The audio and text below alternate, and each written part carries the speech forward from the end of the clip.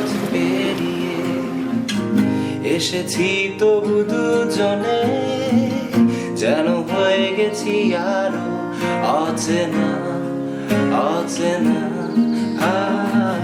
স্বপ্নেরা তবু খুঁজে যায় জীবনের শেষ সীমানায়, আছে কি রাখা বাঁচার ঠিকানা ঠিকানা।